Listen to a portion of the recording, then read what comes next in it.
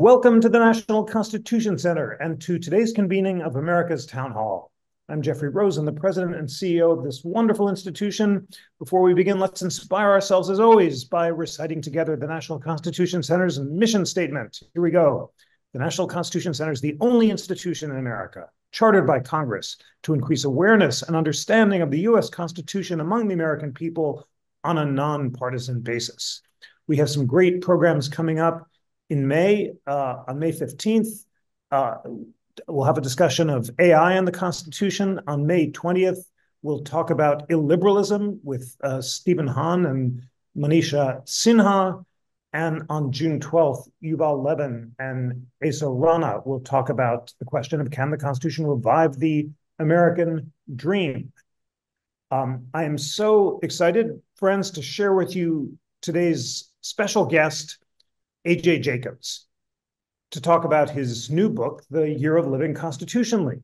He is an acclaimed author of 4 New York Times bestsellers, including The Know-It-All and The Year of Living Biblically, and he's a contributor to NPR, The New York Times, and Esquire.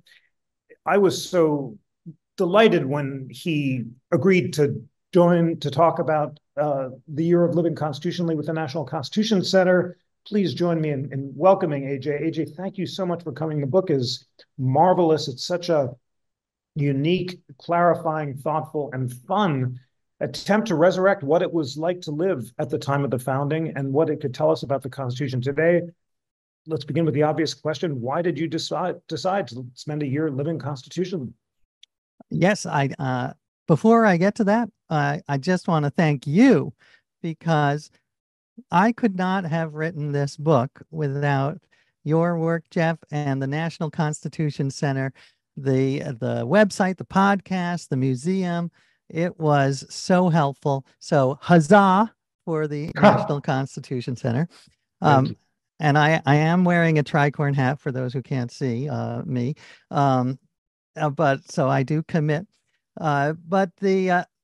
I started this project because I saw a report a couple of years ago that most Americans have not read the Constitution from start to finish. And I realized I was one of those most Americans.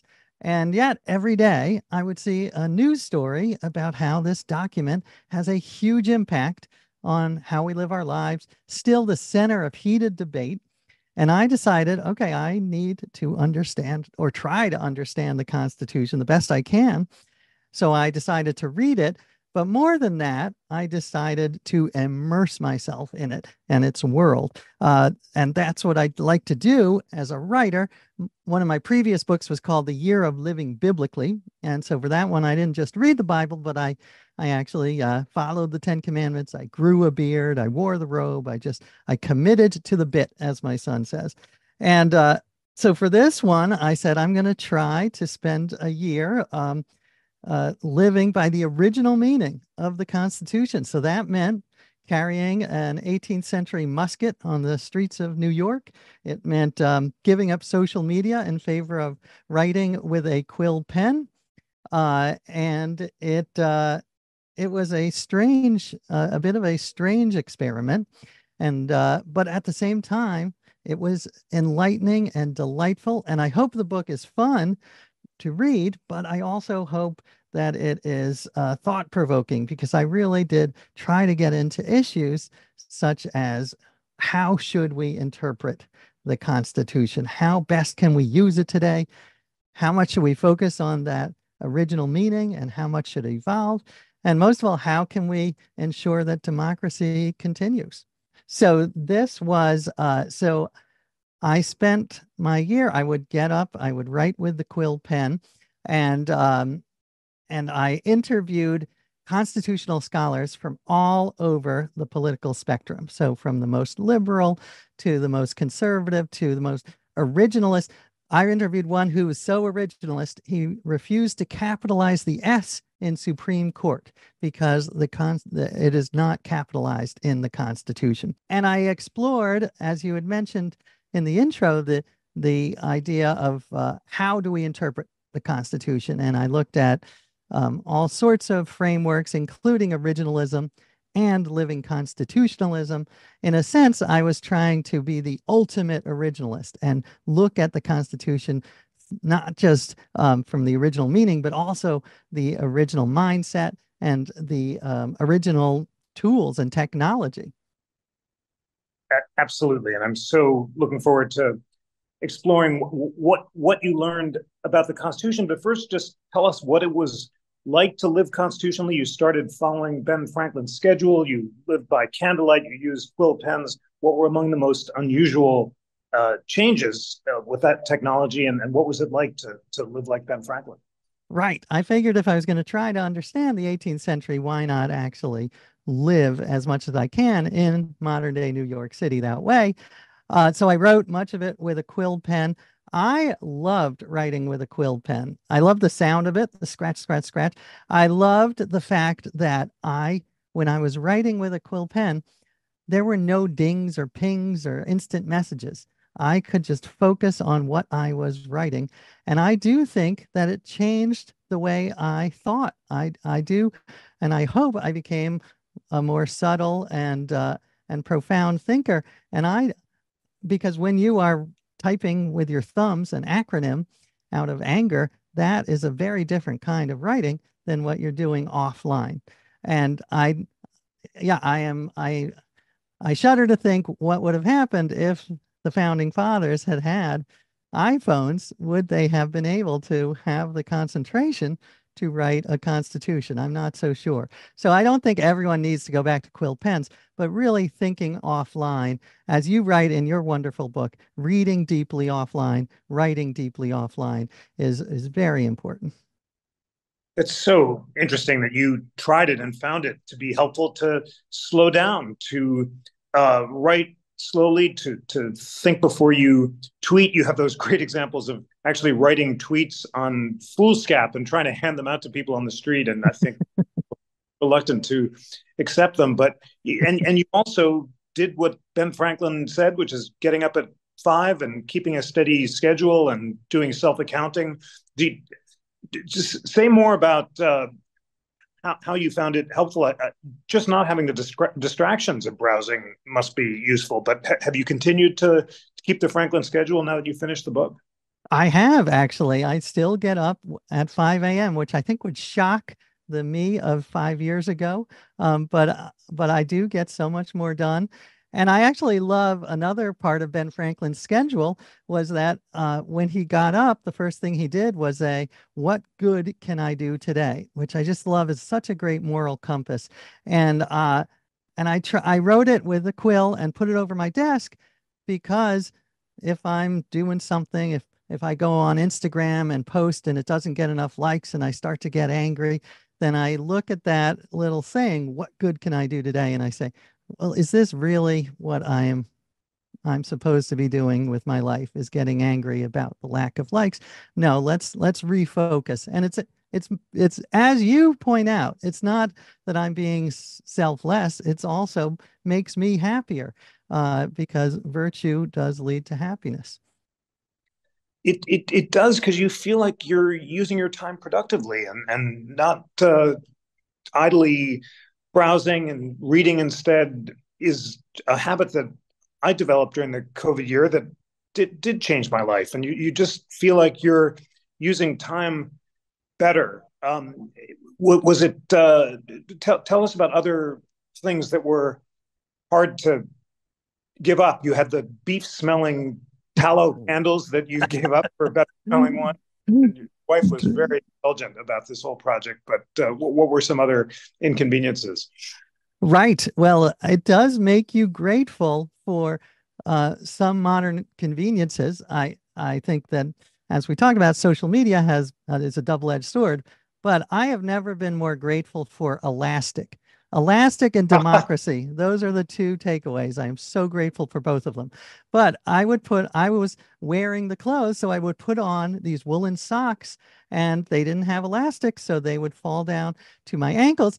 So every morning I had to put on sock belts. They weren't even garters. They were pre-garters, just little belts. And so the amount of time I had to spend putting on sock belts, I will never get back. And it just amazes me that these people were able to get so much done. uh, even with inconveniences like putting on sock belts every morning. The fact that they were able to read and write a constitution is still an astounding fact. How did they do it? As you say, sock belts and freezing and sleeping in the same beds and disease and no antibiotics. But they spent so much time reading and writing. Just fewer distractions or more discipline? How do they do it? I think so. I mean, you know probably better than me, but I do think w when you slow down, ironically, paradoxically, you are more efficient because it's not that I was working slowly. I was working quickly. It's just I didn't have the distractions that seem like they're making your life better, but really looking at Twitter or X is not making your life faster or more efficient. So true. And those distractions are so crucial. And Jefferson has that great line, I've given up newspapers for Tacitus and I feel much better. And it is true that when you're not constantly on the news and actually reading books, you can change the world. One really powerful theme of your book is the importance of changing your mind. And you quote Madison's supposed last words that he had changed his mind, just an amazing anecdote, and recently wrote an opinion piece for CNN about the importance of the founder's epistemic humility. Tell us about that.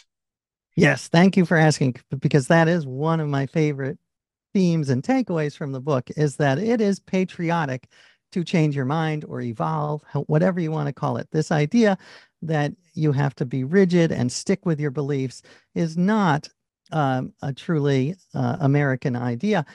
And as you mentioned, one of my favorite anecdotes is James Madison, and this is there.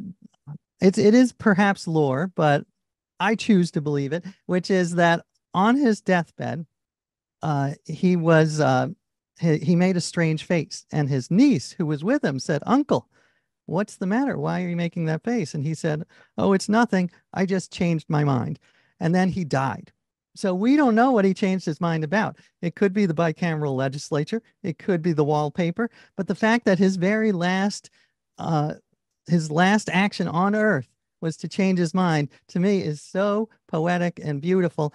And one of the great mind changers was Ben Franklin, who, as you know, at the Constitutional Convention gave that amazing speech at the end about how the older he is, the less certain he is of his own opinions.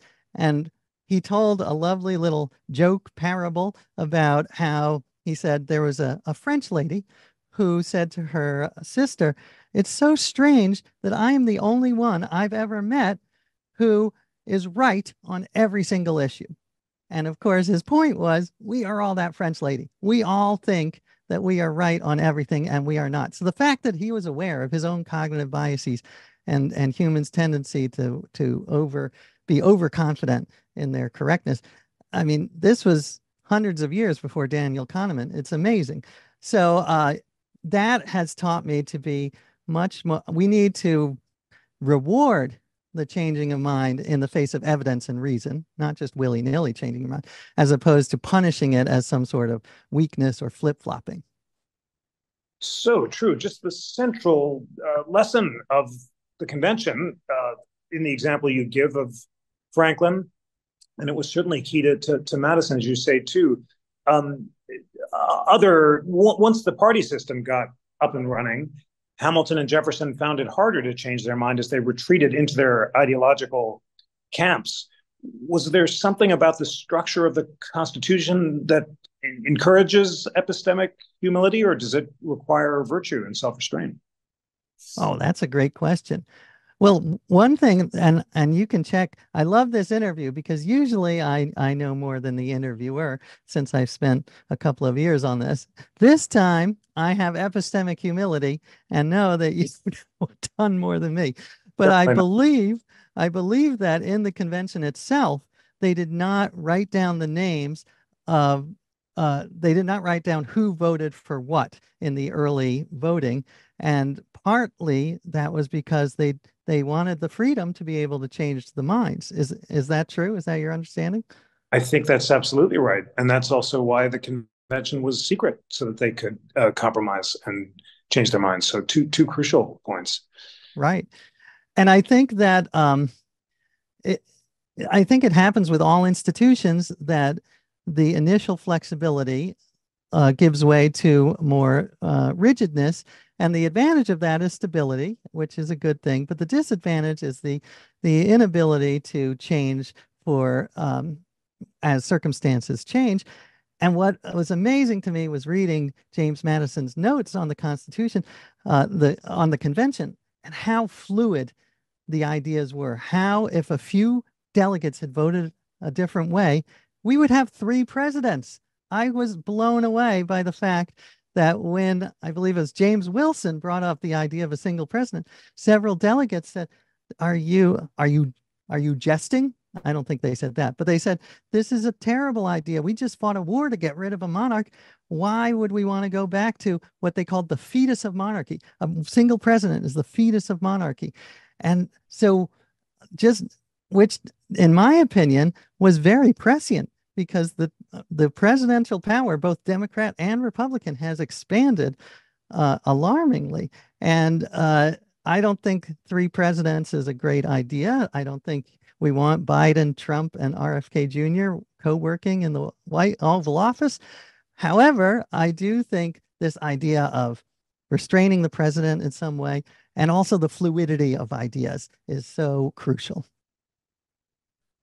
Absolutely. And you really, one great power of the book is you so well distill the central debates of the convention. Hamilton's desire to create a strong national government, his opponents' fear that he would crush the states, and that debate about the presidency is just such a great example. You also talk about the importance of balance, and that example of the president having much more power than the founders envisioned is just one of the many ways in which the balances anticipated by the founders have gotten out of whack. What are some other technological and constitutional structural changes that unsettled the founding balance? Well, I think, yes, the president, I believe the founders would be surprised by how much power. And I also think, and you can tell me if you agree, that they would be surprised by how much power the Supreme Court has, because I don't think I talked to a great scholar who I'm sure I probably heard him on We the People, Jonathan Gnapp at Stanford, who has studied the power at the very beginning. And his argument is that the Supreme Court was not considered the final say. Most founders would have been surprised that the Supreme Court has the final say on matters constitutional and what is and is not. They were supposed to have judicial review. They were supposed to be in the mix, but Gnapp argues that it was a combined, it was sort of nebulous. The president also had say over it, and the Congress and the court. So they had judicial review. They did not have what he calls judicial supremacy. And that is the situation we are in now, where they are considered the final word. So I think that is a little out of balance. Absolutely, and you capture that so well too. And as you just said, broad agreement on judicial review, the power of courts to strike down unconstitutional laws, but also a broad consensus that the Supreme Court did not have the last word. And that vision, as you suggest, of departmentalism, the idea that each of the branches can interpret the Constitution on their own, persists certainly with Lincoln in the Civil War, and even into the 20th century. Just a great job of, it's such a deft combination of talking to scholars like Professor Gnapp, Akil Amar, Judd Campbell on the First Amendment, and then living it in really powerful ways. The First Amendment is a great chapter and section of the book, and you powerfully suggest that our modern libertarian First Amendment, embraced by liberals and conservatives on the court, is not consistent with original understanding. You quote the many forms of speech that could be suppressed in the founding, from blasphemy to sedition, and you spent some time trying not to curse. Tell us about that. Was a challenge. Yes. Yes. And this was much of it is from the great work of Judd Campbell, who is at Stanford. And he argues convincingly that the First Amendment, as conceived by most of the founders, was much more constrained than what we have now. I happen to like the broader First Amendment we have now, partly which is due to the Jehovah's Witnesses, who brought a series of cases in the 20th century to broaden free speech. So thank you, Jehovah's Witnesses, but that's another topic. But back then, he argues, we had a much more, it was the right of free speech was balanced against the common good. And they considered this, we were in the infancy of a fragile republic. And so sedition was something that was much more likely to get you in trouble, both mostly with John Adams and the Federalist Party, but also Jefferson sometimes said that he was for free speech, but acted otherwise.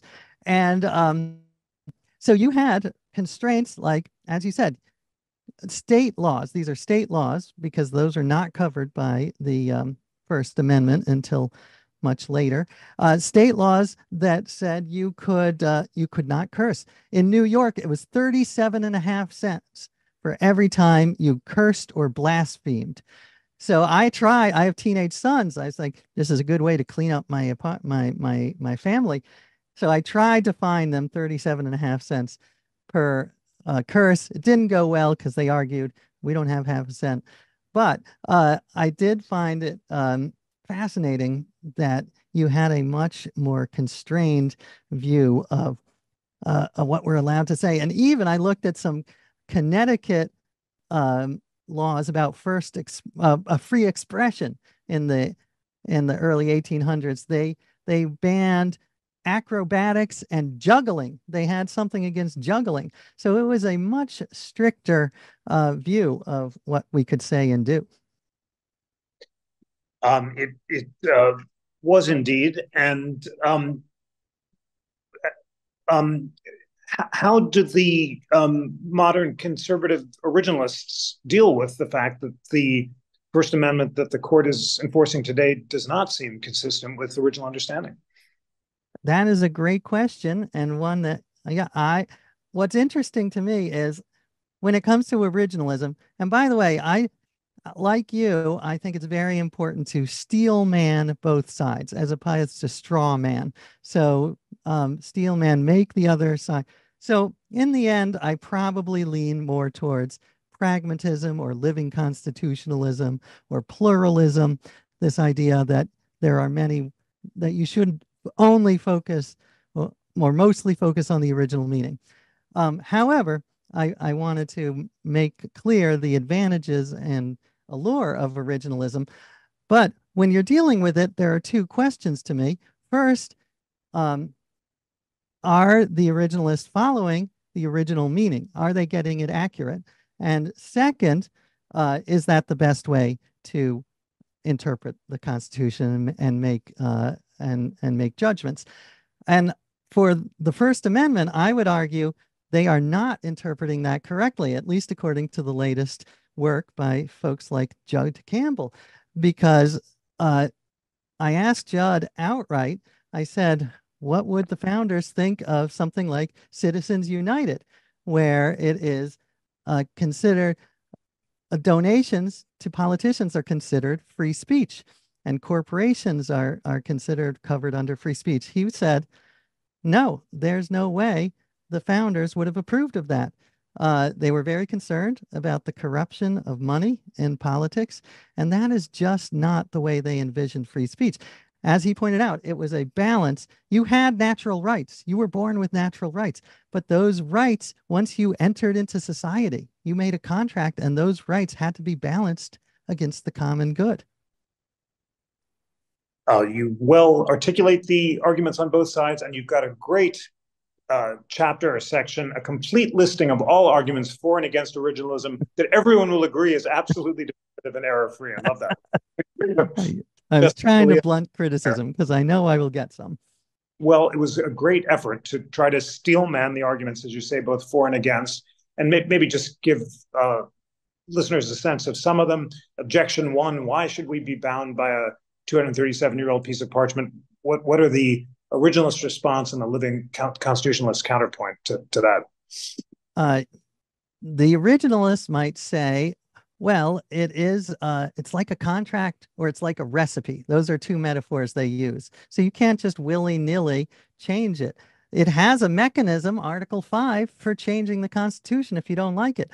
But otherwise, you should not be changing it. It would be like if you hired a contractor to install a new faucet and they said, oh, well, I also decided to put a bed in there and a chandelier and hope that's okay.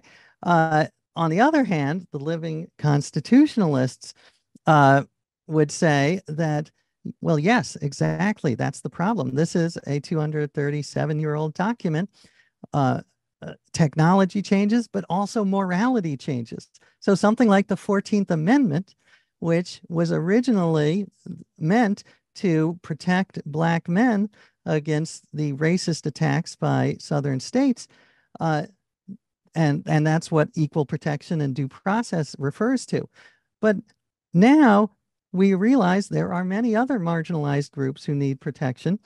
So the 14th Amendment should apply not just to one group, but also to women, to gay people, to trans people, whatever. So that is, those are two ways to approach the interpreting of these passages. Very well presented as you do in the chapter, and maybe just put one or two more on the table because it's helpful. You have objection 3 and 4, that originalism is a smokescreen to justify conservative opinions, and originalism doesn't achieve its stated purposes, which are to restrain judges. What are the originalist and living constitutionalist responses to that? Along with, we'll just put them all on the table, the Supreme Court's new emphasis on history and tradition is confusing, arbitrary, and not even originalist. Right. Yes. Okay. You're making me work. I have to remember these, but I'm going to try. I'm going to do it. So yes, the first one was that originalism is just a smokescreen for conservative opinions. So progressives would argue it is a really weird coincidence that originalism, which is supposed to be an objective way to interpret the Constitution, always seems to align with conservative values, such as the Dobbs decision about abortion or gun rights. And so their argument is, intentionally or unintentionally, they are just using originalism as confirmation bias to approve of their own values.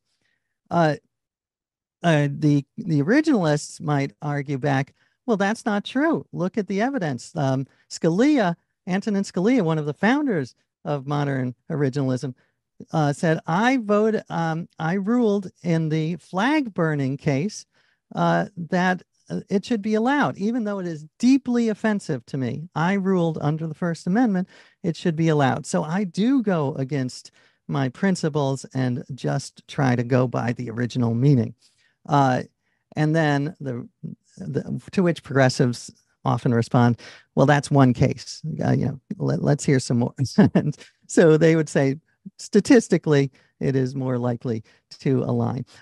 So that is one debate. And remind me, what was the other one we were discussing? The last one, you say the Supreme Court's new emphasis on history and tradition is confusing, arbitrary, and not even originalist. That is the central new debate introduced by the Bruin case, as you say, and what are the arguments for and against that claim? Yes, and I got a lot of this research from the great podcast We the People, which had an excellent episode on originalism 3.0, as some call it. So Jeff could probably say this much better than me. But my understanding is that this new version of originalism doesn't just focus on the original meaning from 1789 or whenever those words were ratified in the case of amendments later. So it's not just the original meaning, it's also something called history and tradition. So it is the laws throughout America from the founding all the way up to, and it is arbitrary. Sometimes it ends in the 1800s, sometimes it's later. And so, for instance, Bruin the gun control ruling had a lot to do with looking at how were guns regulated in the 1800s and looking for uh, similarities between something like, can you bring a gun on the subway? What is the 1800s equivalent of the subway? Is it going to a tavern? Is it a stagecoach?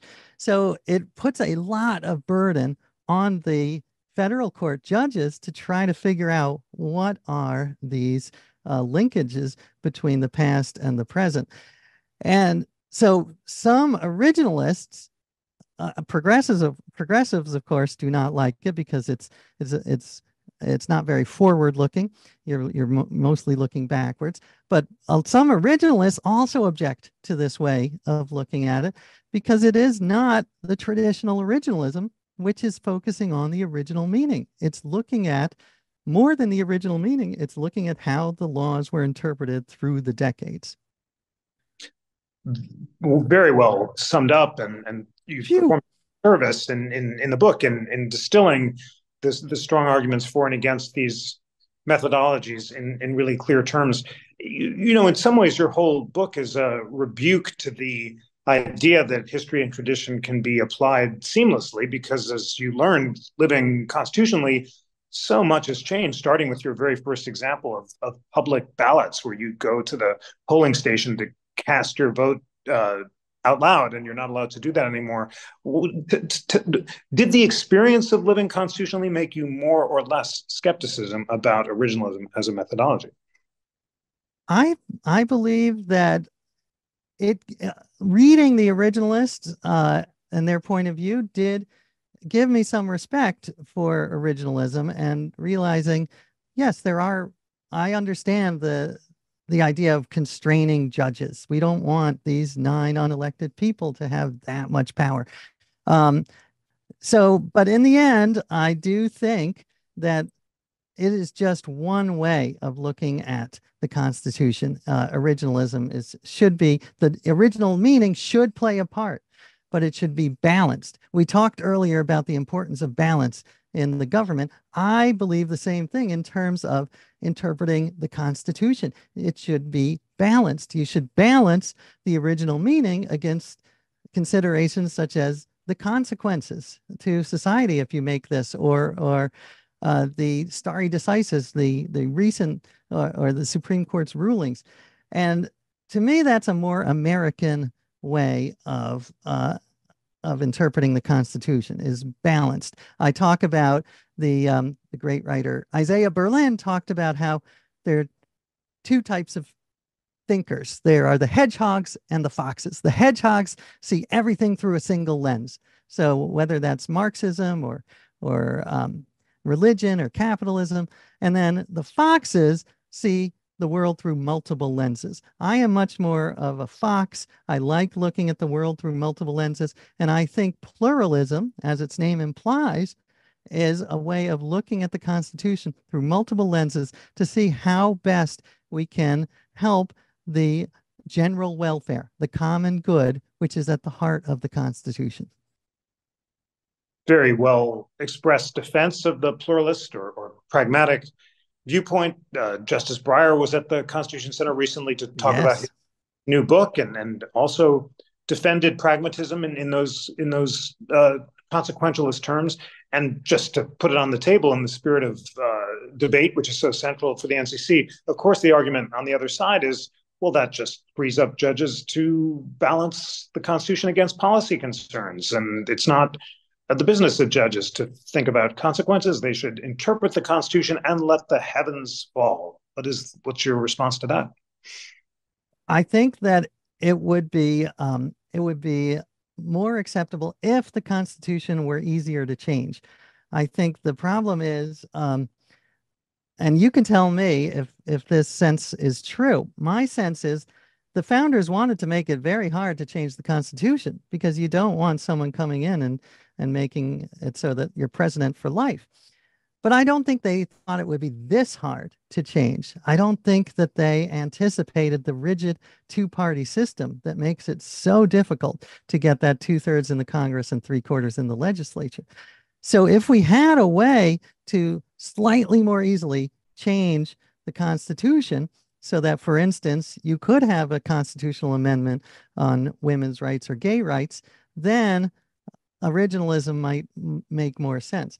But in a world where it's so difficult and the world is changing, then something has to give. So in my view, interpretation, making it a more flexible and elastic interpretation is the best solution. What's your thoughts on that? Well, I will keep to my NCC moderator.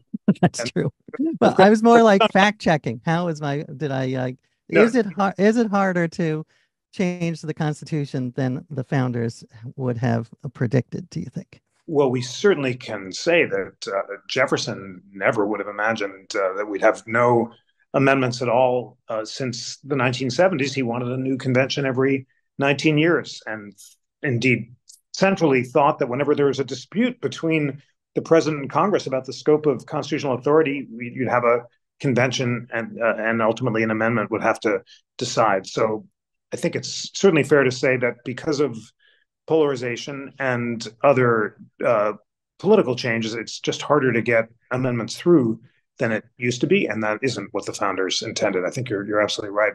You have a great chapter on amendments, and you discussed the possibilities of amendments with your friends, and then you called up Gregory Watson, an unsung hero of our republic. Tell us about him and what you learned from Gregory Watson.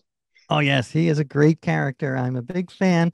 He is not single-handedly, because nothing is done with what just one person, but he was a large impetus in passing the most recent amendment, the 27th Amendment in 1992, which is the one that says that Congress cannot give itself a raise. It can give the next Congress a raise, which was actually proposed as one of the very first amendments by James Madison. Now, Gregory Watson was a student at the University of Texas at Austin, and he read about this, and he wrote a paper that maybe we should resurrect it. His teacher gave him a bad grade, and he said, I'm not going to accept that. I'm going to prove the teacher wrong. And he spent the next years writing letters to hundreds of state legislatures saying, this amendment is not dead. It's a zombie amendment. It's half alive, half dead.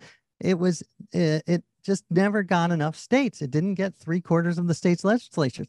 If we can get 3/4 of the current 50 states to pass it, it will become an amendment. And he finally got it through years later. And that is proof that even though we do almost all things are the result of vast cooperation, one person still can make a difference in this world. And just an amazing story, and so great that you were able to talk to him and make his incredible story concrete. Gregory Watson and the amendment process was one of the issues that you discussed at your constitutional dinner party. And you had an 18th century dinner party. You invited people from all over the political spectrum for beef stew and cloves and 18th century song. What was that like, and what did you learn about what they would change about the Constitution if they could?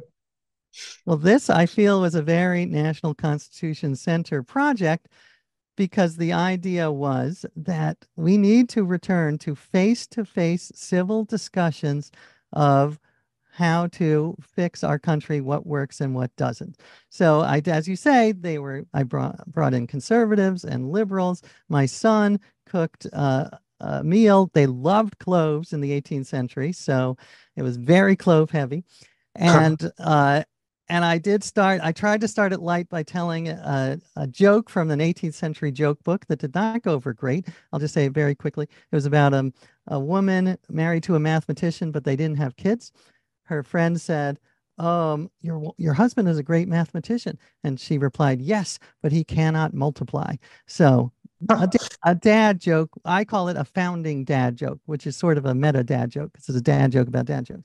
But in any case, after that, went around and said, what do we like about the Constitution? What would we change? And of course, it differed vastly depending on the person. But we, at the end, we all felt a little more optimistic, because there were some things that we could agree on, and even through the disagreement. One of them was just the meta idea that we need to talk about this more. We need to gather and have more face-to-face discussions. So it was a wonderful experience, and I recommend it to everyone. You don't need to do the cloves or the beef stew, but getting together with people of vastly different views and having a civil discussion, which I know is part of the NCC's mission, is just so important. It really is. And it's just so another really inspiring example of how, when you talk about questions at the constitutional dimension, what would you change about the Constitution? You can achieve unexpected agreement and always civility. And as you know, we had that great Constitution drafting project where liberals, conservatives, and libertarians were able to agree on constitutional amendments because they were discussing things in constitutional terms. That leads me to ask, do you think the discussion would have been similarly civil if you talked about politics or not? That is a great question. I hope so. I'd like to try that experiment because I do think that is the only way. But when I talk politics, my previous book was on puzzles, my love of all kinds of puzzles, crosswords, and the Wordle and all that. And so when I'm having a political discussion with someone from the opposite side of the spectrum, I try not to frame it as a debate or a war, but instead as a puzzle. Why do we disagree on what we disagree? Why do we believe what we believe? And is there any evidence that we could present to change the other person's mind or our own mind? And if we do disagree, what the puzzle is, what do we do from there? What is there any other productive path forward? And I find it much more effective. You actually get some solutions and out of it. And also just from my own mental health, it is so much better to see this as a cooperative adventure in figuring out why we disagree, as opposed to a war of words where no one rarely changes their mind and instead just polarizes and entrenches. What a constructive framing for a political Thank discussion. you. It's just great, and you're practicing what Ben Franklin recommended, which is never tendentiously to assert opinions. It's this way, or I'm convinced. Instead, it may be so, or I hazard to, venture or something like that. In the spirit of humility, and trying to figure out why people believe what they do is really powerful. And maybe we can try that at the NCC. Wonderful. One great theme of your book is the joy and awe that early Americans had at the idea of being able to vote. And in order to revive that feeling of wonder, you started a movement to bake cakes, election cake. Tell us about. Yes. Save democracy with cake was the idea. Democracy is sweet was our catchphrase. And this was again, there's pros and cons to the past. We don't want to go back to 18th century voting, of course, because women were banned from voting, Black people and indigenous people. So it was bad in some ways. However, for the privileged few who could vote, this idea of voting was a new right, and there was this sense of awe that you could actually choose your leaders as opposed to most of the rest of history when they were commanded upon you. So the voting election day was more festive. I wouldn't say it was Coachella or Burning Man, but it was, you had music and you had farmers markets, rum, a lot of rum, and cakes. People would make these cakes and bring them to the polls to celebrate, and sometimes huge cakes, like 70 pounds. And I thought, this is a lovely idea. We have to remind ourselves that, yes, this is something we should celebrate and be joyous about, this voting. So I started a movement to try to revive the election cake, and I did it over Facebook, which I know is not very 18th century, although it is older, one of the older platforms. And I got hundreds of people across the country in all 50 states to bake these election cakes. Some of them were by the original recipe, which included, as I mentioned, cloves. But I was not a cake dictator. I was not a tough bakery boss like Lochner. I was I threw that in for you. I was instead a much more liberal. I said, whatever you want to express your creativity. So people in Georgia would use peaches to make their election cake.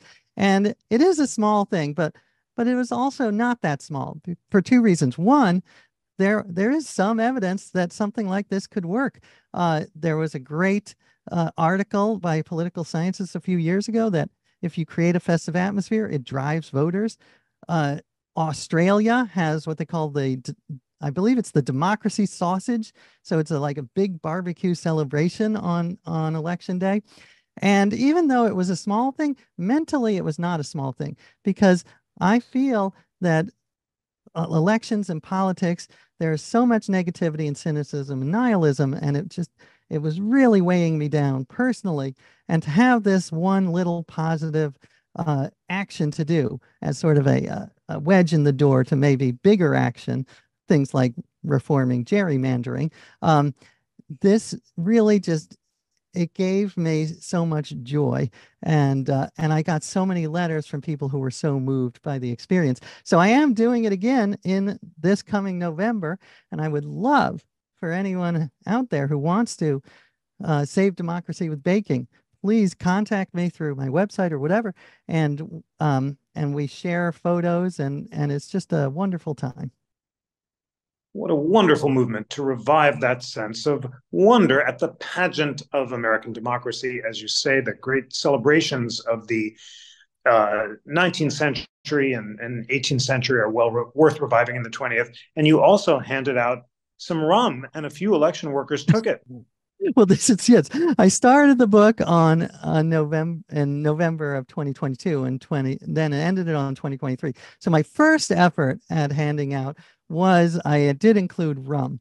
I decided to go more G-rated on the second, but drinking, I was shocked reading the history of drinking. It was a bad time for teetotalers in the 18th century. There was a lot of drinking going on.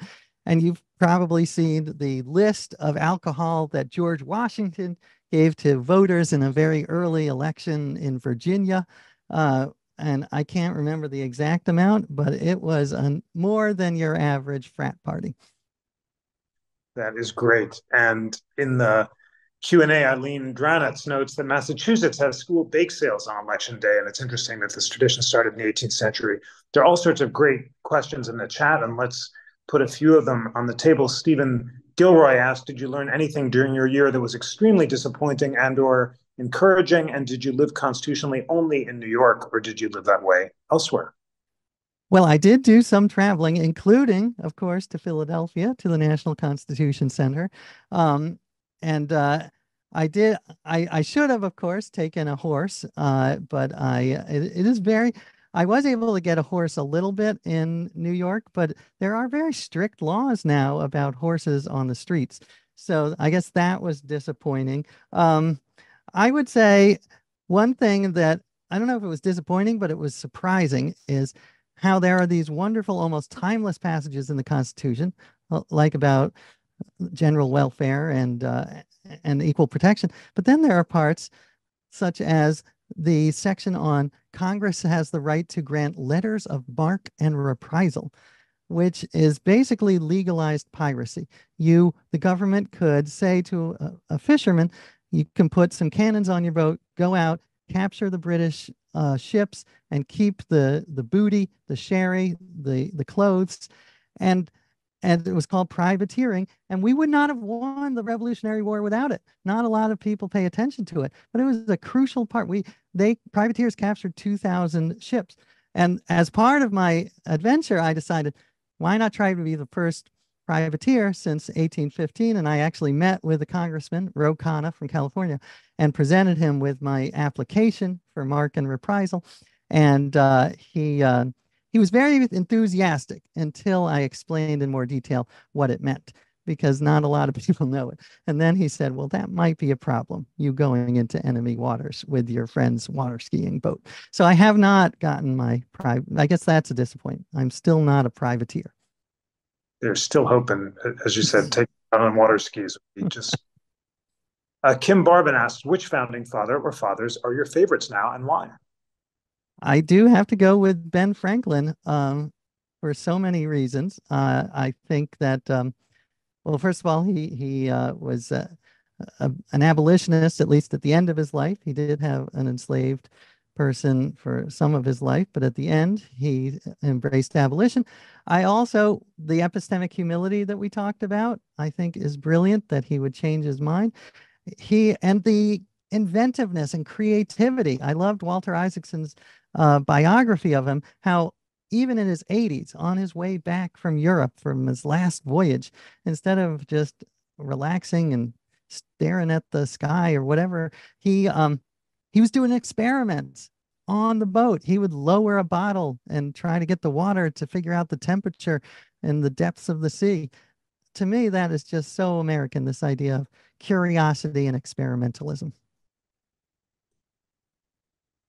Beautifully said. Thomas Welsh says, when you talked about the many ways in early interpretations of the Constitution was more restrictive than today, what were things you found you couldn't do today beside riding a horse in New York because government power is more restrictive today than originally interpreted?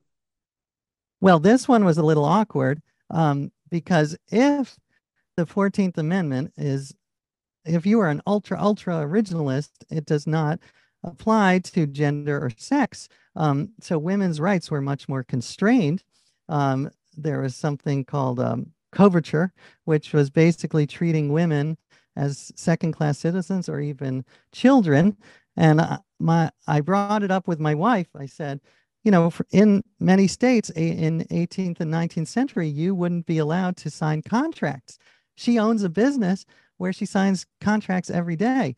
And I said, maybe for this experiment, I should be signing those contracts.